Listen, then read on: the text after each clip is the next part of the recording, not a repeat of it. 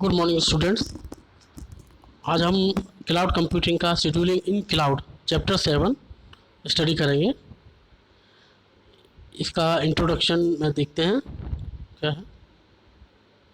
In cloud computing using resources efficiently by reducing execution time and cost and increasing profit in the main goal of cloud service provider. Cloud computing बात करें, जो resources हैं वो efficiently reduce करते हैं execution time को और cost को, जिससे कि प्रॉफिट उसका इंक्रीज हो, जो उनका क्लाउड सर्विस का मेन गोल होता है। Hence using effective scheduling algorithm. अब ये लोग क्या करते हैं, इफेक्टिव शेड्यूलिंग एल्गोरिथम यूज़ करते हैं। Is still main issue in cloud computing. एक बहुत बड़ा इनके लिए इशू भी रहता है। इससे कुछ फ़ायदे हैं, कुछ प्रॉब्लम्स भी आती हैं इसकी, जिससे कि क्लाउड कंप्यूटिंग पे बेटर मिले output. The concept of scheduling in cloud computing refers to the technique of mapping a sets of job to a set of virtual machines. अब इसमें टेक्निक क्या लगाते हैं कि मैपिंग ऑफ सेट, जितने भी सेट ऑफ जॉब्स आ रहे हैं वो 1 by 1 प्रोसेस हों वाया शेड्यूलिंग मेथड से, और allocating virtual machine to run on the available resources in order to improve system throughput the and load balance. जिससे कि अब जो शेड्यूलिंग का हमारा मेन एम रहता है, जो जिससे कि इम्प्रूव हो सिस्टम, जो थ्रूपुट उसका मिल रहा है और जो उस पर लोड पड़ा हुआ है वो बैलेंस रहे। Maximum the resource utilisation, resources का मैक्सिमम से मैक्सिमम यूटिलाइजेशन हो, एनर्जी सेव एनर्जी हो, रिड्यूस कॉस्ट बचे, minimum the total processing time, और मिनिमाइज करे प्रोसेसिंग टाइम को भी, जो आपका प्रोसेस हो रहा है आपका। Hence the scheduler should consider the virtualised resources. अब शेड्यूलर जो होता है वो कंसीडर करता है वर्चुअलाइज्ड रिसोर्सेज और users required constraints to get efficient matching. अब यूजर्स को जो है वो एफिशिएंट टाइम में बिल्कुल एग्जैक्टली मैच वाला जॉब मिलता है, और रिसोर्सेज शेड्यूलिंग के द्वारा। इस scheduling technique should be based on one और मोर स्ट्रेटेजी। जितनी भी शेड्यूलिंग है वो टेक्नोलॉजी है, वो आपकी शेड्यूल बेस्ड टेक्नोलॉजी उस पर काम करती है, आपकी स्ट्रेटजी पर, शेड्यूलिंग टेक्निक पर। The most important strategies are time, cost, energy, QoS and fault tolerance. इस सारी मेन इंपॉर्टेंट स्ट्रेटजीज हमारी जो इस पर वर्क करती हैं।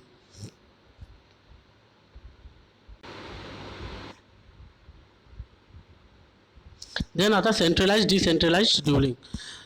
When scheduling is centralized, scheduling जब सेंट्रलाइज किया गया, decision are made at the central node. Centralise से मतलब ये है कि आपका जब शेड्यूलिंग चले, काम करे, तो वो डिसीजन जो हो वो सेंट्रल नोड से हो। इट असर्टेन्स एफिशिएंसी, इसमें असर्टेन रहता है एफिशिएंसी और ईज ऑफ मॉनिटरिंग रिसोर्सेज, आसान होता है रिसोर्सेज को मॉनिटर करना। However it is lack of scalability and fault tolerance. आपकी स्केलेबिलिटी भी रहती है और फॉल्ट टॉलरेंस भी काम करता है। डिसेंट्रलाइज्ड और distributed scheduling is more applied in real cloud environment. अब इसमें हम बात करें कि हमारा ये जो है आपका scalability and it is a lack of scalability and fault tolerance का मतलब यहाँ पे ये है कि आपका स्केलेबिलिटी की मतलब कमी है कि IT रिसोर्सेज जितनी इंक्रीज हमें करनी चाहिए रिसोर्सेज को, वो नहीं कर पाते हैं। और फॉल्ट टॉलरेंस आपका मतलब ये है कि फॉल्ट टॉलरेंस आपका कोई सर्वर आपका फेल हो जाता है तो वो फॉल्ट टॉलरेंस में आता है। फॉल्ट टॉलरेंस में अगर सर्वर फेल हो जाता है किसी कारणवश आपका, तो वो फॉल्ट टॉलरेंस का भी कमी रहती है। तो आपका इन static scheduling the consumer makes agreement. Static scheduling की बात करें तो कंज्यूमर जो होता है वो एग्रीमेंट बनाता है with the cloud provider for services, and cloud provider prepares the required resources before the start of required service.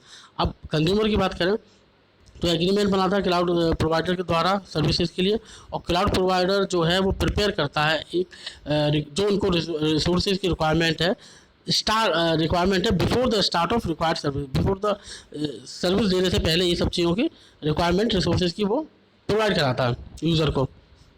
In dynamic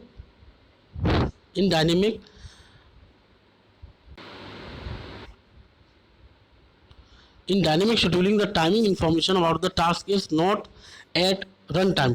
dynamic scheduling की बात करें तो जो टाइमिंग इंफॉर्मेशन है, हमारा टास्क जो दिया हुआ है वो रन टाइम पे नहीं होता, not known as run time. Hence the execution schedule as task में change as per the user demand. अब एग्जीक्यूशन जो शेड्यूल का है वो आपका यूज़र डिमांड के हिसाब से चेंज हो जाता है। Dynamic scheduling incurs run time overhead compare to static scheduling. जो डायनेमिक शेड्यूलिंग है वो आपका ओवरहेड मतलब उसके ऊपर बेटर काम करता है देन स्टैटिक शेड्यूलिंग से। डायनेमिक का मतलब ये है कि ऑटोमेटिकली वो वर्क करेगा, शेड्यूलिंग ऑटोमेटिकली, शेड्यूलिंग आपका एक प्रोसेस से दूसरे प्रोसेस पर जाने के लिए ऑटोमेटिक काम करेगा। जबकि आपका स्टैटिक शेड्यूलिंग है वो मैनुअली वर्क करेगा, जैसे कि जो आप उस पर प्रायोरिटी लगाओगे उस हिसाब से वो प्रोसेस आगे करेगा।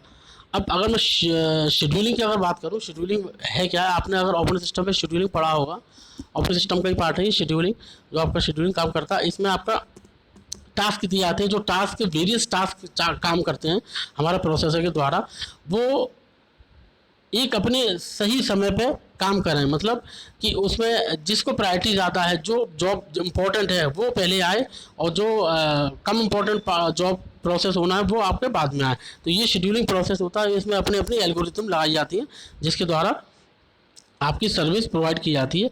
और सेम इसी तरह से क्लाउड में भी आपकी यही काम करती है शेड्यूलिंग प्रोसेस, और इसकी दो तरह की कर सकते हैं, स्टैटिक और डायनेमिक। अब इसमें हम जो सर्विस प्रोवाइडर है उसको काफ़ी आसान होता है, जिससे कि ज़्यादा से ज़्यादा यूज़र उसमें एक्सेस कर सकें अपनी सेम टाइम में। तो जो प्रायोरिटी पे होगा उसके हिसाब से वो अपनी शेड्यूलिंग वर्क करेगी। फिर आता है scheduling. The cloud provider can not plan before usage. अब क्लाउड प्रोवाइडर जो है वो पहले प्लान नहीं कर सकता यूसेज से। It allocates and remove resources eight पर नीडेड। वो एलोकेट करता है और उसमें से रिमूव भी कर देता है रिसोर्सेज को जैसा उनकी रिक्वायरमेंट होती है। देन आता है प्रीएम्प्टिव और नॉन प्रीएम्प्टिव शेड्यूलिंग। ये प्रीएम्प्टिव और नॉन प्रीएम्प्टिव भी आपने ऑपरेटिंग सिस्टम में पढ़ा हुआ जो सब्जेक्ट था। प्रीएम्प्टिव का मतलब क्या है कि एग्जीक्यूशन ऑफ प्रोसेस जो है आपका in preemptive scheduling is interrupted in the middle of the execution. Execution जब प्रोसेस हो रहा होगा उसके बीच में ही इंटरप्टेड कर देगा, ठीक है। और इंटरप्टेड किसका करेगा, when higher priority one comes. Higher priority का कोई जॉब आया था तो बीच में ही, प्रोसेस के बीच में ही हायर प्रायोरिटी को वरीयता दी जाती है, तो ये आपका प्रीएम्प्टिव होता है। जबकि नॉन प्रीएम्प्टिव की बात करें तो नॉन प्रीएम्प्टिव में ऐसा नहीं होता शेड्यूलिंग में, उसमें इन द मिडिल ऑफ एग्जीक्यूशन वो इंटरप्ट नहीं करता है, इसलिए इसको नॉन प्रीएम्प्टिव शेड्यूलिंग कहा जाता है। अब प्रीएम्प्टिव नॉन प्रीएम्प्टिव बता रहा हूँ मैं कि preemptive scheduling and non preemptive scheduling allows interrupting each task during the execution and migrating the task to another resource. अब वही बात आ गई जो मैंने आपको बताया कि इंटरप्ट करता है ड्यूरिंग द एग्जीक्यूशन, और माइग्रेट मतलब एक जगह से दूसरी जगह पहुँचा देता है टास्क को टू अनदर रिसोर्स, दूसरे रिसोर्सेज के लिए। Hence as an example when a task has a higher priority then another task and need to be executed. दूसरे टास्क को अगर ज़रूरत है और हाई प्रायोरिटी का आता है तो although it is running in a virtual to need to be executed although it is running in the virtual machine, जबकि वो वर्चुअल मशीन पे भी चल रहा हो। Hence this type of scheduling as mandatory of constants need to be imposed such as priority, deadline and cost. अब priority वही होती है कि जिसको ज़्यादा प्रायोरिटी होगी वो उसको पहले मिडिल में ही वो एग्जीक्यूट करा देगा, और जो आपका जो चल रहा था टास्क उसको उस समय स्टॉप कर देगा, या किसी दूसरे रिसोर्स को फॉरवर्ड कर देगा जहाँ पे आके वो प्रोसेस हो जो आपका चल रहा था टास्क। इसमें डेडलाइन भी होती है, कॉस्टिंग भी आपकी आती है। डेडलाइन आपने पढ़ी होगी, जो समय पर पूरा होना है, बिल्कुल डेडलाइन। एंड कॉस्टिंग आपकी जो है वो तो आती है क्या शेड्यूलिंग में। इन नॉन प्रीएम्प्टिव शेड्यूलिंग की बात करूँ तो virtual machine can not be taken away. अब नॉन प्रीएम्प्टिव शेड्यूलिंग क्या था, वर्चुअल मशीन उसको नहीं ले पाता है until the task running on it's complete, जब तक ये टास्क जो दिया हुआ वो कंप्लीट नहीं होगा। अब वही बात है कि नॉन शेड्यूलिंग में आपका कि मिडिल में इंटरप्ट नहीं करेगा वो। नॉन प्रीएम्प्टिव शेड्यूलिंग में आपका मिडिल में इंटरप्ट नहीं करेगा, भले ही हाईएस्ट प्रायोरिटी का कोई जॉब या टास्क आ जाता है, वो जब तक वो जो टास्क चल रहा है करंटली उसका काम पूरा नहीं होगा और कंप्लीट नहीं होगा तब तक वो हाईएस्ट या कोई भी प्रायोरिटी उस पर इफेक्ट नहीं डालेगी, इसलिए वो नॉन प्रीएम्प्टिव है। It does not allow the task to be interrupted while it is executing. ये टास्क पे कोई इंटरप्शन नहीं करता जब तक वो एग्जीक्यूटिंग पूरा नहीं हो जाएगा। इमीडिएट मोड और बैच मोड शेड्यूलिंग। अब इमीडिएट मोड और बैच मोड शेड्यूलिंग में क्या है, इन इमीडिएट और ऑनलाइन मोड की बात करें, task are scheduled to resources immediately without any delay. Immediate mode में क्या होता है, ऑनलाइन की बात करें कि टास्क जो होते हैं वो शेड्यूल हो जाते हैं रिसोर्सेज को एकदम से इमीडिएटली विदाउट एनी डिले, बिना समय बर्बाद करे।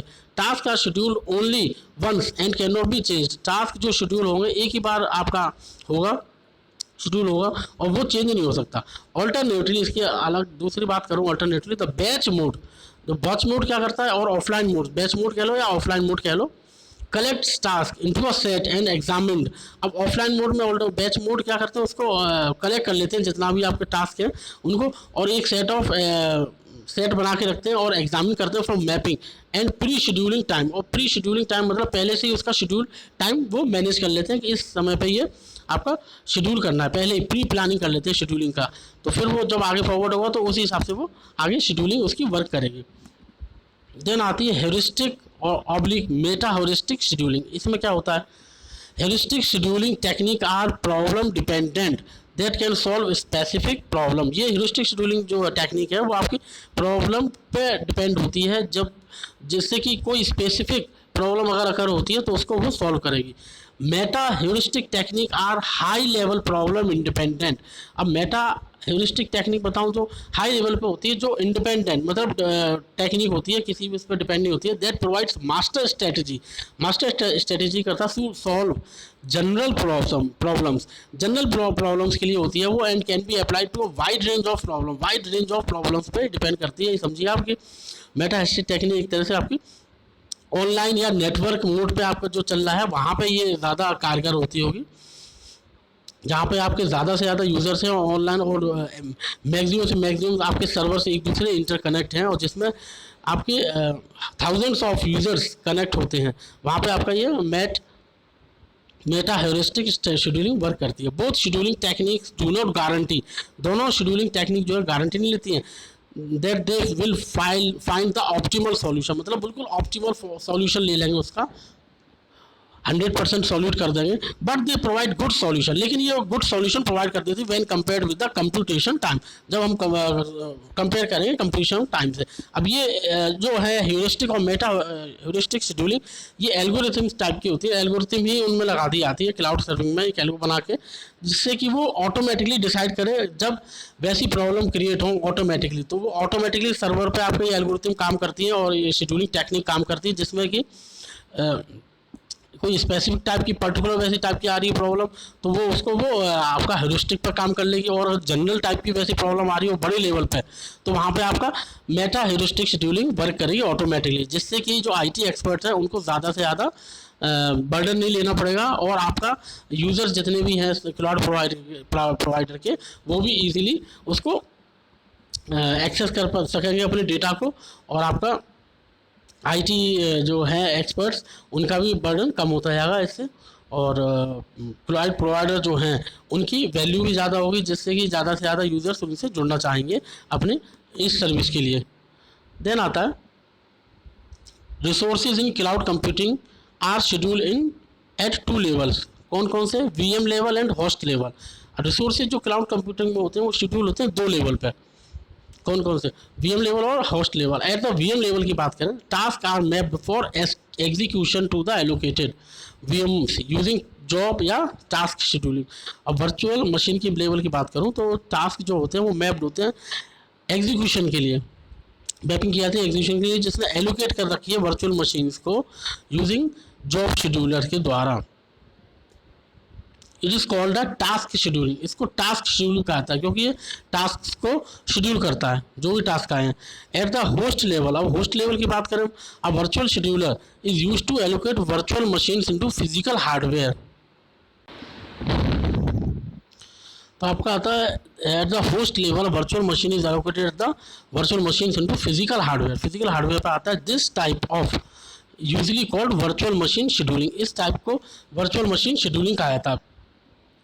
मैं फिर से बताता हूँ कि वर्चुअल मशीन लेवल जो है आपकी दो लेवल पर काम करती है शेड्यूलिंग आपकी। क्लाउड पे बात करें तो वर्चुअल मशीन लेवल पर और होस्ट लेवल पे। अब वर्चुअल लेवल पे आपका जो है टास्क को वो मेंटेन करती है, टास्क शेड्यूल करती है, जबकि होस्ट लेवल पे आपके जो है वर्चुअल मशीन फिजिकल हार्डवेयर पे काम करती है और ये एलोकेट करती है जो आपके सोर्सेज आए हैं। और इसलिए इसको कहा जाता है virtual machine scheduling. Virtual machine को शेड्यूल करता है, जबकि आपका वर्चुअल मशीन लेवल जो है वो आपको टास्क शेड्यूल करता है, और होस्ट लेवल पे आपका वर्चुअल मशीन शेड्यूल करते हैं। देन आता है आपका ये diagram scheduling.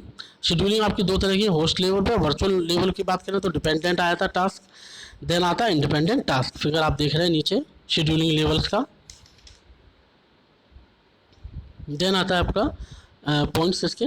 Task scheduling focuses on mapping task. Task scheduling का काम क्या रहता है, जो वीएम की बात करूं वर्चुअल मशीन लेवल की पहले वाले की, तो इसमें क्या होता है आपका फोकस करता है mapping task to appropriate virtual machine efficiently. Virtual machine को एफिशिएंटली अप्रोप्रिएट टास्क दे सके। फिर सेकंड पॉइंट आता है based on the task dependency. ये होता है टास्क डिपेंडेंसी पे। Task can be classified as independent और डिपेंडेंट टास्क। और टास्क की बात करें तो ये आपका दो उसमें होते हैं, डिपेंडेंट और इंडिपेंडेंट, जैसे कि मैंने आपको पीछे ये जिस डायग्राम में आपको ये सब चीज़ें बताई हैं वर्चुअल मशीन में, वो ये पॉइंट्स बता रहे हैं यहाँ पे इसके। द इंडिपेंडेंट टास्क है नो डिपेंडेंसी। जो इंडिपेंडेंट टास्क है आपका ये देख रहे हैं यहाँ पे नीचे डायग्राम फिगर 7.1 में, इंडिपेंडेंट टास्क जो है उसमें कोई आपकी डिपेंडेंसी नहीं होती with other task and have no priority order need to be follow during scheduling process. इसमें कोई ऑर्डर भी नहीं मिलता अगर हैव नो प्रायोरिटी, किसी प्रायोरिटी वाले बेस्ड को उसको शेड्यूल प्रोसेस करने के लिए नहीं ऑर्डर दिया जाता है इसमें, तो ये डिपेंडेंसी नहीं होता, ये इंडिपेंडेंट होता है आपका। ये जो आप बोल रहे हैं इंडिपेंडेंट वर्चुअल लेवल पे, कि अगर मिडिल एग्जीक्यूशन में भी अगर आपका बिल्कुल ऐसे समझ लीजिए नॉन प्रीएम्प्टिव की तरह ये इंडिपेंडेंट है, क्योंकि आपके यहाँ पे कोई प्रोसेस को वो प्रायोरिटी नहीं दे रहा है मिडिल एग्जीक्यूशन के दौरान, ठीक है। तो इसलिए ये इंडिपेंडेंट टास्क होता है, इंडिपेंडेंट कहा जाता है इसको। अब वाइल हम डिपेंडेंट की बात करें तो डिपेंडेंट टास्क है प्रेसिडेंस ऑर्डर बेस्ड। ये ऑर्डर बेस्ड पर डिपेंड करता है on dependency among the task and need to be follow during scheduling process. Scheduling process में अगर ऑर्डर को मिलता है, प्रायोरिटी पे आता है कोई, तो उसको बीच में इंटरप्ट करना पड़ेगा और उसको अपना टास्क पूरा करना पड़ेगा जो हाईएस्ट प्रायोरिटी पे आया, देन जो चल रहा था उसको बाद में प्रायोरिटी दी जाएगी। Scheduling dependent task it's called work flow scheduling. Scheduling dependent जो वाला है आपका, ये मैं पढ़ रहा हूँ, इसको कहा जाता है वर्क फ्लो शेड्यूलिंग भी कहा जाता है। इसमें आप देखिए थोड़ा सा है scheduling level deciding the appropriate task strategy in cloud environment. Scheduling level जो है वो डिसाइड करता है एप्रोप्रिएट टास्क शेड्यूलिंग के लिए एक स्ट्रेटजी बनाता है क्लाउड एनवायरनमेंट में, is based heavily on task dependency. Task dependency पे ये डिपेंड रहता है। The main aim is scheduling. The main aim in scheduling the task is minimizing the make span. अब इसमें जो बता रहे हैं कि एम इन शेड्यूलिंग का मेन क्या होता है कि मिनिमाइज करें मेक स्पैन। अब मेक स्पैन की बात करूं मैं तो मेक स्पैन यहाँ पे एक वर्ड आ रहा है मेक स्पैन। मेक स्पैन का मतलब ये होता है कि मेक स्पैन या तो मेक स्पैन को कह सकते हो या तो और completion time is the total time. Completion of time is the total time taken to process a set of jobs for its complete execution. जो भी आपका टाइम लगेगा, टोटल टाइम लगेगा जो प्रोसेस को सेट ऑफ जॉब, जितनी set of job से इसको प्रोसेस करने में टोटल जो भी टाइम लगेगा to complete its execution is known as makespan. तो ये मेक स्पैन भी आपका मिनिमाइज हो जाता है, ठीक है। एग्जीक्यूशन होने में जितना भी आपका कम टाइम लगेगा, टोटल टाइम लगेगा जब वो एग्जीक्यूट हो जाएगा, that is called a makespan. If task are dependent, अगर टास्क डिपेंडेंट है तो minimizing the makespan can be done by decreasing the computation tasks which is the time taken to execute each node। अगर आपका task dependent है तो minimise कर देते हैं मेक स्पैन को या डिक्रीज कर देते हैं, जिससे कंप्यूटेशन कॉस्ट जो आपकी है वो कम हो जाती है। Minimize which is the time taken to, जितना जो टाइम लगेगा आपको एग्जीक्यूट होने में हर नोड पे जितना भी टाइम लगा। एंड द कम्युनिकेशन कॉस्ट, जो कम्युनिकेशन कॉस्ट मतलब आपको एक जगह से दूसरी जगह कम्युनिकेट कराने के लिए, which is the time taken to be transfer data between two nodes. एक नोड से दूसरे नोड पर जो डेटा ट्रांसफर किया जा रहा है दैट इज कम्युनिकेशन के लिए, उन पे आपका डिक्रीज हो जाएगा कंप्लीशन कॉस्ट। कन्वर्सली अगर दूसरी बात करें, इफ टास्क आर डिपेंडेंट, अगर टास्क इंडिपेंडेंट है, they can be scheduled independently without any order. अब टास्क आपका इंडिपेंडेंट है तो आपका शेड्यूलिंग जो है वो इंडिपेंडेंटली हो जाएगा विदाउट एनी ऑर्डर, किसी के ऑर्डर मिले। Virtual machine scheduling is the allocating of VMs to run on the appropriate physical machine. Virtual scheduling जो है वो आपका एलोकेट करती है वर्चुअल मशीन को रन कराने के लिए एक अप्रोप्रिएट सही फिजिकल मशीन पर करने के लिए, फिजिकल मशीन जो आपकी है उस पर काम कराने के लिए। PMs to ensures the implementation of task. यहाँ पे PM का मतलब है physical machine, physical machines to ensure the task implementation of task. This will improve the utilization of resources as well as managing the load balancing. अब इससे क्या होता है, improve utilization of resources भी होता है और आपका as well as manage कर देता है load of balancing of all system। जितने भी सिस्टम है उन पर लोड जो है वो बैलेंसिंग हो जाएगा। ऐसा नहीं किसी एक सिस्टम पर लोड ज़्यादा हो जाए तो वो मैनेज रिसोर्स पर तो वो आपका फेल हो जाएगा या आपका स्लो हो जाएगा, तो वो बैलेंसिंग रखता है बिल्कुल शेड्यूलिंग में। किसी एक सिस्टम पर ज़्यादा लोड नहीं आता है, किसी एक सर्वर पर लोड ज़्यादा नहीं आता, तो लोड बैलेंसिंग रखता है। शेड्यूलिंग आपका जो है जितनी भी शेड्यूलिंग है इंडिपेंडेंट डिपेंडेंट सारी वर्क करते हैं। VM scheduling is important to ensure. अब वर्चुअल मशीन जो शेड्यूलिंग चलती है आपकी वो बहुत इंपॉर्टेंट है किसके लिए, क्वालिटी ऑफ सर्विस के लिए एंड सर्विस लेवल एग्रीमेंट के लिए। जो सर्विस लेवल एग्रीमेंट बना हुआ है उसके लिए भी ये बहुत ज़्यादा इंपॉर्टेंट होती है by the cloud service provider and customers के लिए भी और सर्विस प्रोवाइडर के लिए भी एक मेंटेन करती है वर्चुअल मशीन, जिससे कि सर्विस लेवल एग्रीमेंट और आपका क्वालिटी ऑफ सर्विस मेंटेन रहे। अब नेक्स्ट क्लास में हम लोग आगे पढ़ेंगे time scheduling in cloud computing.